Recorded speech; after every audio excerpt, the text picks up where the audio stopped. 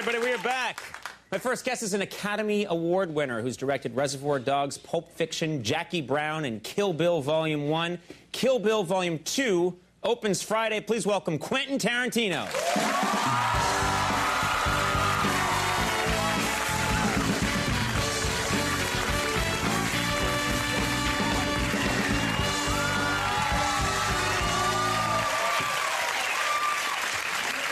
Good to have you here. Good to be back. You know, you've achieved so much in your career, but you'd have to say the pinnacle is that you're now a judge on American Idol. Yeah, now I can, you know, the Rolling Stone cover, who cares? Right, right? exactly. Saturday Night Live, who cares? Right. Now I was a celebrity judge on American Idol.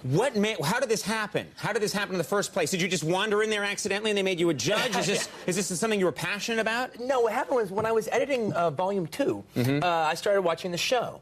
And then I had these group of friends, these black girls, and we would get together and we would watch American Idol, all right, every week. And we so you roll with this really cool posse, it sounds like. Yeah, it's not a bad posse to be part of, actually. And it was funny because either I go over to their house or they come over to mine, and we watched the whole second season. We watched the show all the time. And it was funny because the reason we watch the show is, one, the singers are good and everything, but it's all about Simon Cowell. He's the greatest. He's just so cool in that show. And the thing is, we'd watch the show, and then they go Randy, you know, would do his thing, and like, oh, yo, dog, you were great, All right. Every time, Every time, yo, dog, yeah. All right. And then Paula would like, oh, you were just wonderful. Right. And he goes to Simon, and he goes, yeah. You were abysmal. Absolutely pathetic. All right. And so then the thing is, these black girls would sit there and watch and say, Simon's always right. Simon's always right. You know? And he'd say something. Keep it real, Simon. How did you meet these girls, by the way? We won't go into that, actually. All right, we'll talk more about that later. But, you know, I have to say, there's that guy that looks like you. I keep hearing about this. We have a picture of this guy, I think, John Stevens. Yeah, there he is. Now, can I just say, I think he's riding my karma. That's what I think. Does anyone else? I think he's in my slipstream. You know what I'm saying? That's what he's doing. They're not saying you look like him. They're saying he looks like you. Exactly. And it's like, it's my wave. I made this wave. Get off my wave. That's what I'm saying. Don't ride the Conan wave. Oh, well, here's the thing where I'm coming on him. Okay. All right? He's got a good look. He's a handsome double. All right, he's a handsome double. All right. However, I have to say, I can't. Me or any of my friends were like, oh, we hate that guy. Get that redhead guy off the show. Stop saying that. People could get confused. Right. I don't want people in America shouting, get that red-haired guy off the show. I don't like that. That's a slogan, don't you think? No, it's not a good slogan. Now, get redheaded singer off the show. Oh, yeah. On Fox. That's a good slogan. Exactly. And so you don't like that guy. I don't like that guy, and it's like, you know, he's the one guy that's like, man, I wish you could vote people off, all right? Don't just vote them on, all right? I want to vote him off. Right. But anyway, also, okay, I'm saying all this, he's a 16-year-old kid, all right? But anyway, he's up there, and he does it, and lo and behold, he's like terrific. Right. He was really terrific last night. The thing that he does, he did it last night. Right. All right? But now the thing is, all my friends are going to clown me if I like, oh, you were fantastic. Right. All right. Because you've been talking a big game for a year. Talking a big game, and like, man, you got to tell that redhead guy. He got to get off that show. Right. Down to me, and I look at him, and the song's good, and I go, I'm gonna tell you something. I'm not a fan. Wow. Having said that, you were very good tonight. Wow. So you sort of split the difference. Coming from, but you did it tonight. Then you handed him a bouquet of roses. Yeah. Well, then I got his phone number. Well, I'm waiting until he's 18. Now let's talk about Kill Bill Volume 1 and 2. And And I'm imagining, I've never been to China, but there must be huge cultural differences between the States and shooting in China. Oh, yeah, well, there's a lot of cultural differences, and we had, like, a bunch of languages on the movie all the time. Like, English was being translated into Mandarin, and Mandarin into English, and there was a few other languages on there, too. But one of the things that was funny is, I remember, like, before I'd ever went anywhere, a friend of mine went to Paris for the first time and comes back and goes, "Oh, Quentin, you know one of the things that's really cool about Paris is when they speak English, they use the word cool a lot. And when something is really cool, it's all right, I go, It's super cool. super cool. Okay. All right. So, well, you know, Mandarin has its own version of super cool. And that is, Niao Bei.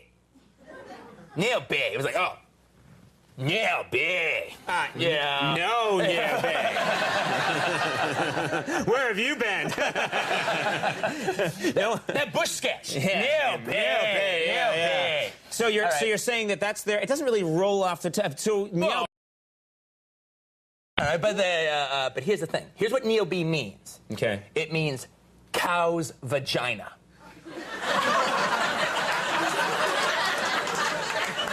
Why? Why is that super cool in China? Well, you know, after saying it constantly, you know, Niao Bei, Niao Bei.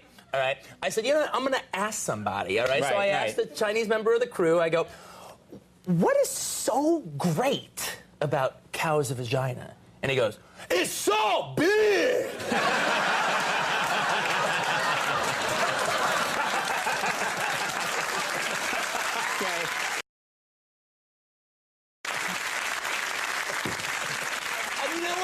He's right. Yeah, and you're right. Yeah. And he's right. I was thinking maybe someone was having fun with you. Like, how do I say super cool? Cow's vagina. I think that's what's happening. All right, we have a clip here from Kill Bill Volume 2, but before we get to this, I want to point out something. You used David Carradine in this movie, and of course, I knew him growing up, as you probably did. We watched the same kind of television we watched, and he was on Kung Fu, and he was the coolest TV star ever. Coolest, like a rock star. Yeah, and he disappears, and I hadn't seen him in a long time, and you bring him back in this movie, and he's really... Isn't he terrific? He's great. He's really good. He's really good in the movie. Yeah, and I'm really proud of the work he does, and it's great to see him back again, too. Have there some 70s... like, who's the next cool 70s star whose career you're going to resurrect? Do you know yet? Have you figured it out? I have a few candidates, a few people I'm thinking about. I want to try a few on you. Yeah, how about Horshack, Ron Palillo? Is there any thought... Oh! Would you bring him up? Palillo! Would you think he could be a cool detective or something? I remember his very fine work in Skate Town, USA. Okay, so possibly him. Very possibly. How about Schneider, but played by Pat Harrington? How about Pat... Isn't Pat Harrington dead? I don't know. We don't do very good research here. Okay. If he is, my apologies to the whole Harrington family. If he's not, call Quentin Tarantino through my office. And then finally, this is the guy. Show it. George Jefferson. Sherman Hemsley.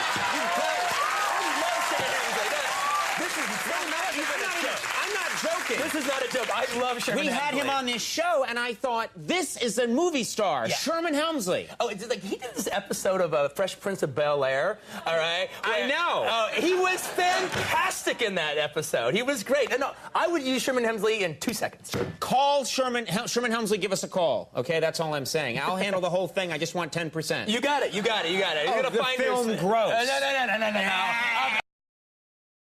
We'll talk. All right, we have... Where? And he's asking for the big bucks, too. Yeah.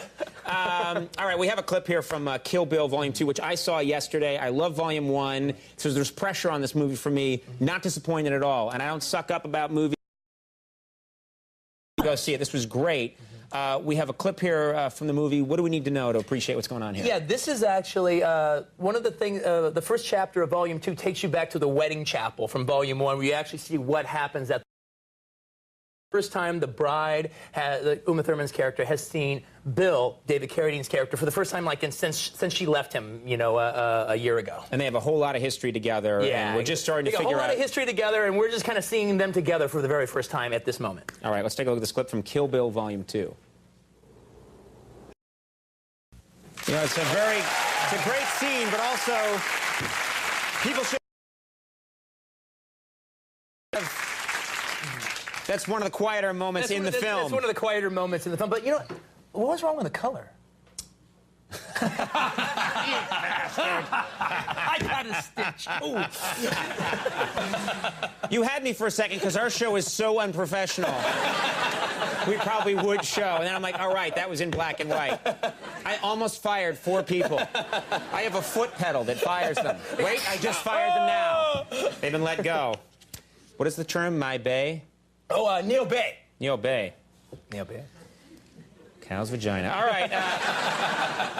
Kill Bill Can't volume... say that enough, can you? I think I just did. Kill Bill Volume 2 opens Friday. Plus, Kill Bill Volume 1 is in stores now. What the hell was that? What the hell was that? Fire that guy! In the pedal. Quentin Tarantino, thank you very much. Good to have you here. We're on the means to come up and take a break. We'll be right back.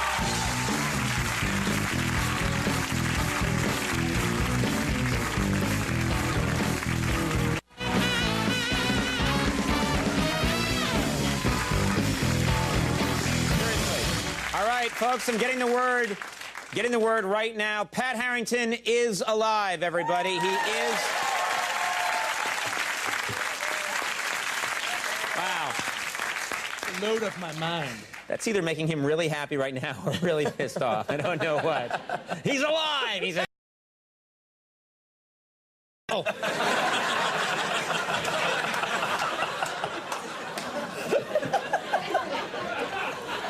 All right. Great show tonight. Great show.